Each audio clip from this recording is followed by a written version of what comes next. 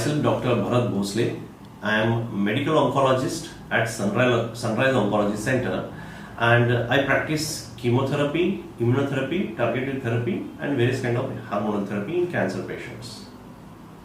So today we are going to discuss something about immunotherapy and cancer. Immunotherapy is being added to the list of therapies used to conquer cancers, and we need to know in which diseases it is used, why it is being used, and what is the rationale behind use of immunotherapy.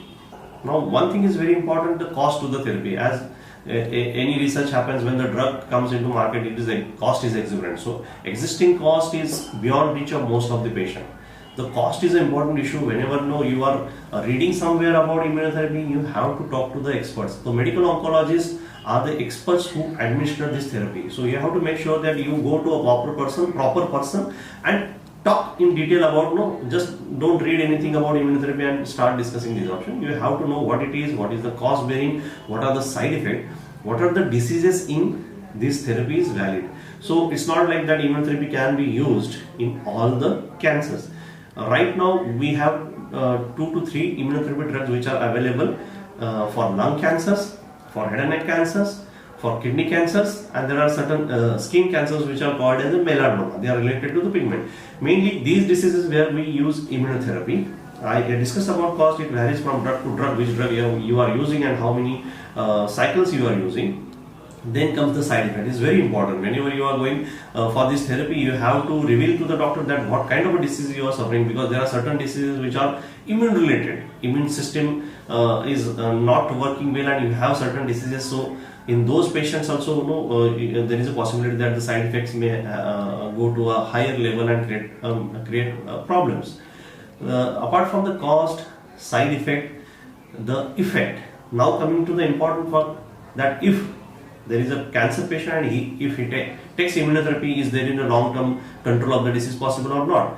So it is very important that immunotherapy works well, but not all patients. So suppose I have 10 patients and I give immunotherapy to 10 patients, that means not all 10 patients are going to respond. In certain diseases, there are some factors called as a biomarker.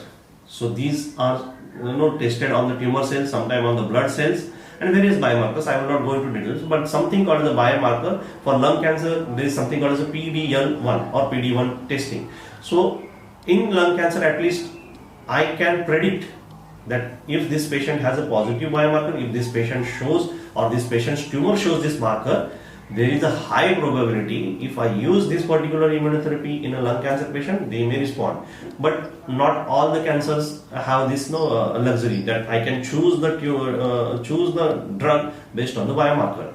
As I told, not all patients are going to respond. So if suppose I treat 10 patients, not all may respond. So probability depends upon the expression of biomarker in lung cancer, but in other cancers, out of 10, maybe 3 or 4 or 2 patients may respond. And those who respond, if they keep on responding, there is a probability that they may live longer. During this journey, you have to be very careful while monitoring these side effects. As I told, the cost is important. You need to discuss with your medical oncologist. Side effect journey, you have to know what all side effects the drug can cause, and slightest hint of this side effect, you have to immediately meet the doctor. Then maintaining the strict instruction given by the doctor is very important.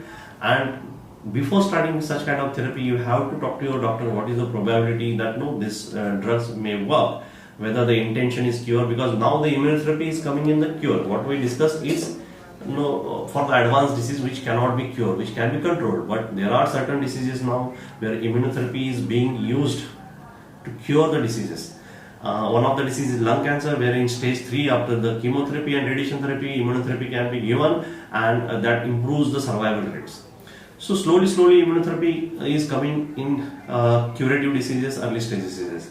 So as I told, in future maybe we are looking at combination of therapies, immunotherapy, targeted therapy, chemotherapy, and I hope in the near future we will have a day where we can say that cancer can be completely cured.